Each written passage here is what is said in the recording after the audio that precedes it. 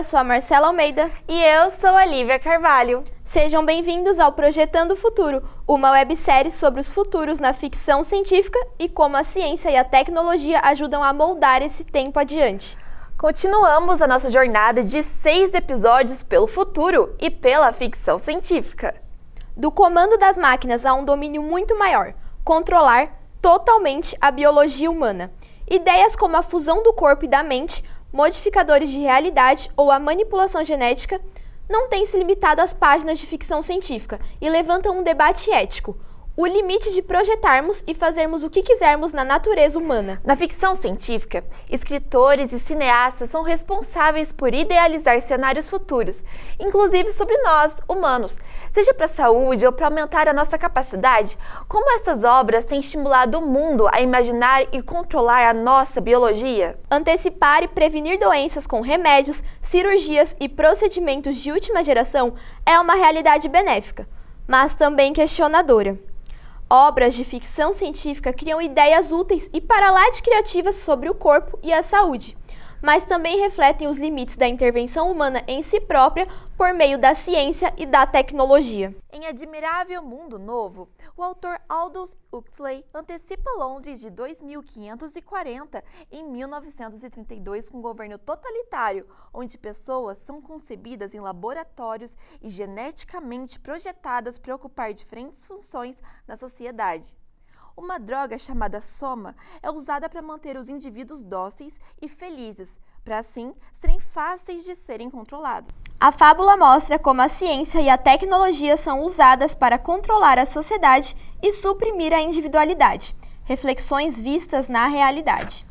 A engenharia genética, por exemplo, discute questões éticas do uso da ciência e da tecnologia sobre até que ponto a humanidade deve ir para manipular nossa biologia. No filme A Colônia, por exemplo, em um mundo pós-apocalíptico, os humanos são geneticamente modificados para sobreviver a condições extremas, como poluição e radiação. A reprodução na colônia e o regime autoritário também são controlados por meio da manipulação genética, dilemas morais e desafios éticos para os personagens. Assim como na ficção, a manipulação genética aprimora características físicas, intelectuais e emocionais de organismos. Trata de doenças hereditárias e condições raras, e cria organismos transgênicos com genes de diferentes espécies para gerar características únicas. Ufa, um cenário futurístico no mundo real, né, Mar?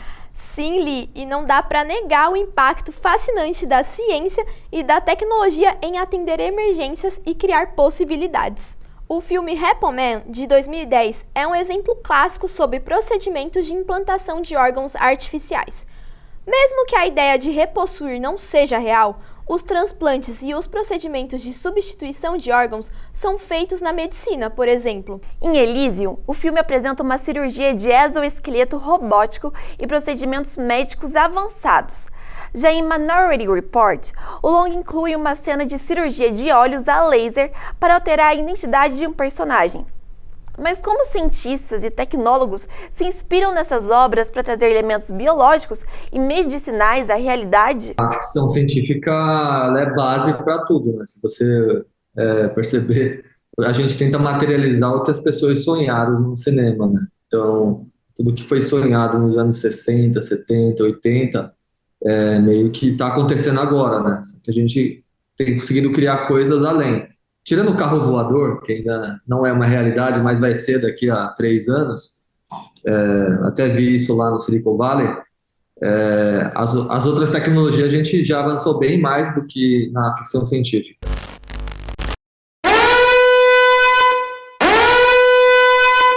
Quer ter 10 milhões de dólares no bolso?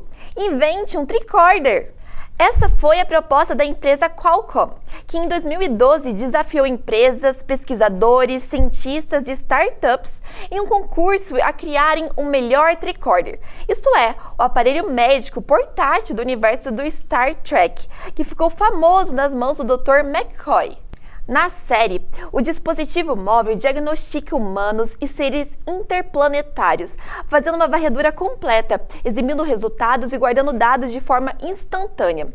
O foco das diretrizes da competição estava nos sintomas clínicos, em vez da medição precisa dos valores dos testes. Mesmo que nenhuma equipe tenha cumprido com sucesso todos os requisitos do Grande Prêmio, a competição foi concluída em abril de 2017, quando a canadense CloudX venceu a competição com um equipamento que chamaram de Vitality. Ele permite medir ritmo cardíaco, fluxo de oxigênio no sangue, temperatura corporal, análise de fluidos, além de identificar uma longa lista de enfermidades.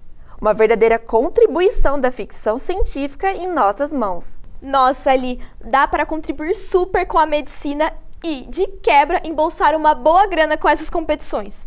Inclusive, no primeiro episódio, a gente viu que as empresas ficam todas de olho nesses filmes para copiar as tendências. Verdade, Má. Mas de onde será que esses autores de ficção científica trazem tantas invenções como essa para a medicina? Na década de 60, que foi na época da minha formação de escola e tal, foi lançada uma série de televisão chamada Jornada nas Estrelas, que é o Star Trek. E em Jornada nas Estrelas havia um médico que era um dos oficiais mais importantes da nave. E eu falei, eu quero ser esse médico, é assim que eu quero ser. Eu quero estar numa nave espacial, eu quero ser oficial de bordo, né? Eu quero ser amigo do capitão, né? E eu quero ser esse médico. Então, esse médico me inspirou naquela época e me inspira até hoje, porque ele é um médico muito especial, que é o Dr. Leonard McCoy. A tendência da próxima década é inteligência artificial. Então, você vai ter um supercomputador, um robô, né, que vai avaliar aquele quadro clínico, vai pedir os exames, vai sugerir tratamentos. Uma outra tendência que a gente já vê, por exemplo, no Japão, é que o indivíduo não precisa mais ir ao consultório. Tem um robô na casa dele, né, que faz todo o diagnóstico, avalia, passa essas imagens para o médico, faz os exames, orienta o paciente, está na hora de tomar o remédio, né, está na hora de comer, está na hora de beber água, né, então um robô dentro de casa que faz o trabalho do cuidador ou do médico. Essa é a tendência do futuro e tem muito mais coisa provavelmente acontecendo por aí.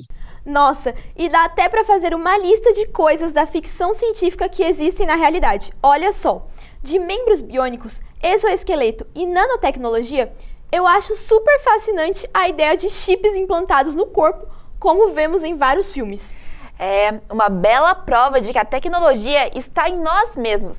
Sem falar que na ciência, os estudos para a medicina celular estão bem avançados.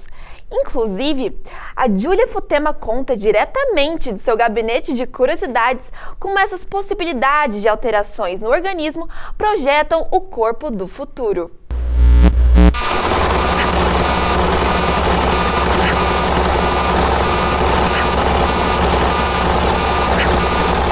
Pois é, não é mais ficção não, é realidade. Inclusive, com as especulações e o avanço técnico-científico, o corpo do futuro terá poderes a mais. Extensões nos farão mais fortes, com saúde de sobra e de quebra donos de habilidades especiais. Poderemos falar com dispositivos eletrônicos por meio de membros biônicos, personalizar genes, imprimir qualquer tecido humano para transplante e criar órgãos artificiais. Toda uma integração com inteligência artificial que irá nos rejuvenescer e prolongar o nosso tempo de vida.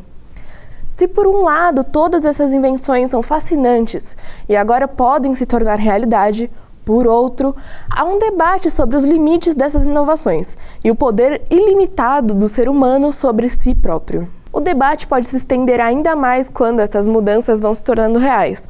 Uma questão de tempo para vermos grandes inovações humanas presentes no nosso dia a dia. Até mais, pessoal! Nossa, Má! Essas mudanças estão sendo muito grandes e de forma tão rápida. É mesmo, Li. A ciência e a tecnologia podem criar vários recursos a nosso favor ou não. Basta escolher seu enredo de ficção preferido para ajudar nisso. Eu escolheria O Homem de 6 milhões de dólares, um seriado produzido nos Estados Unidos em 1973.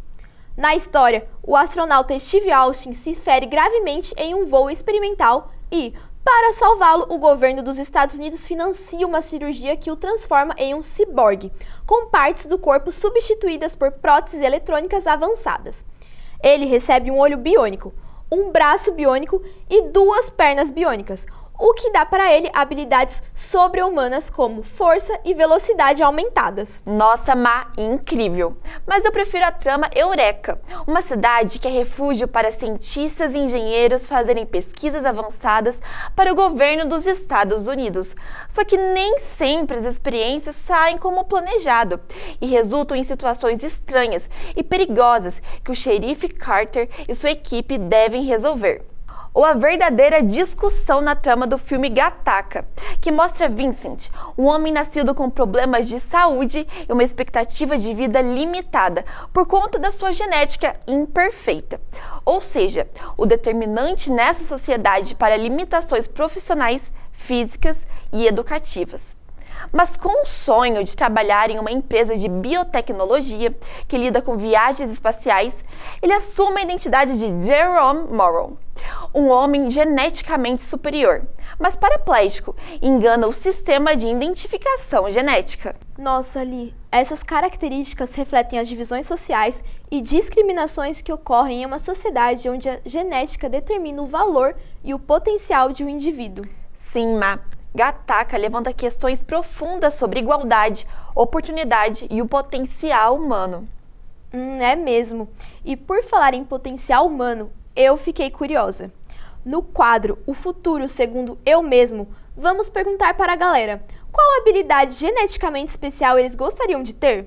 Se eu pudesse, seria ser invisível. Voltar no tempo, pronto. Voltar no tempo é uma coisa foda. Acho que se eu tivesse que escolher um superpoder, provavelmente seria teleportação, sabe? Porque é muito conveniente.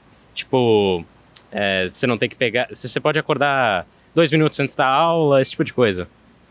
Que ler mentes. Eu gostaria de ler mentes. Nossa, são tantas ideias que se fosse fácil assim, poderia até parecer mágica.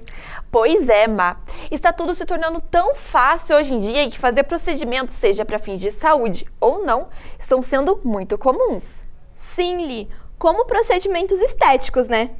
Isso mesmo. Com fácil acesso a tecnologia variadas, hoje você pode recorrer a cirurgias estéticas e procedimentos ainda mais rápidos para mudar a sua imagem da forma como quiser. Por isso, conversamos com os médicos Leandro Faustino e Caio Aquino para falar sobre os avanços sem limites da ciência e da tecnologia na intervenção dos seres humanos. Mas as redes sociais em si, elas trazem esse teor de todo mundo querer mostrar o que tem de melhor. Então, isso está gerando uma distorção nos padrões de beleza que são muito selecionados. Então, os padrões hoje que estão sendo impostos são nada menos que a perfeição. Acho que a minha luta pessoal é para tentar comunicar esse jeito de enxergar a cirurgia plástica, não como um sonho maravilhoso que dá tudo certo, o resultado perfeito, mas como algo que provavelmente vai dar certo e muito provavelmente você vai se sentir muito melhor. Então, bora fazer, né? Uma abordagem mais sensata. E, claro, no futuro, tecnologias, né? Tecnologias em aparelhos, tecnologias em ferramentas, em instrumental cirúrgico, tecnologias em material anestésico, enfim, eu acho que, então, falando especificamente, né, estamos falando aqui de rede social, mas a gente pode falar de inteligência artificial, ajudando em diagnósticos, inteligência artificial ajudando em aparelhos, né? Então, de repente, uma cânula que me ajuda a tirar gordura onde ainda tem gordura, onde já não tem gordura mais, a inteligência artificial me avisa, olha, não aspire mais aqui essa gordura, porque já foi. A inteligência artificial no tratamento dos dados dos pacientes, né? As grandes companhias estão cada vez mais em busca disso, aí falando da medicina como um todo. Enfim, acho que a inteligência artificial está entrando com força em tudo E cabe ao cirurgião plástico também descobrir uma forma de como usar essa inteligência artificial. E a visão é muito melhor e muito mais precisa. E isso torna os movimentos também melhores e mais precisos. Então, sangra menos, né? Como tem menos movimentação de pinças dentro da barriga, o pós-operatório muitas vezes é menos doloroso e o paciente muitas vezes fica menos tempo internado no hospital. Tá? Então, essas são todas as grandes vantagens, né? Eu tenho todas as movimentações da minha mão para essas pinças, diferente da laparoscopia, que tem só essa movimentação e essa. Você entendeu? E isso tudo faz com que todas as cirurgias que são feitas por laparoscopia possam ser feitas por robô, de modo que viabiliza ainda mais um número maior de cirurgias e de uma maneira mais, não só confortável, mas precisa. Há realmente uma polêmica por trás desse assunto. Pois é, Má. Muito se discute sobre a conduta dos médicos do futuro sobre essas questões científicas e tecnológicas. Pois é. E por falar em futuro, para fechar, a gente vai para aquele quadro em que os entrevistados mandam um recado para eles mesmos em 10 anos. O que eles têm a dizer para o seu eu do futuro?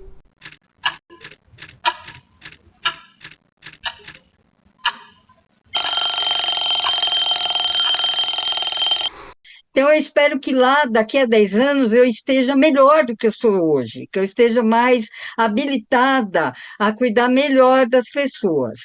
10 anos é um período preocupante por causa do aquecimento global.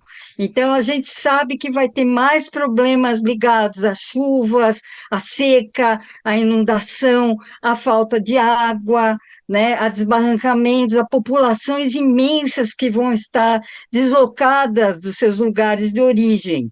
Isso é preocupante. E essas pragas que estão chegando, e a Covid foi apenas um exemplo, elas vão aparecer e vão se multiplicar. Então, eu não consigo prever um futuro muito luminoso, muito otimista para daqui a 10 anos. Com certeza, eu espero que eu esteja na indústria de tech, provavelmente trabalhando com foguetes na Califórnia ou em Cabo Canaveral, é esse que eu quero. Possivelmente vou continuar fazendo investimento em startups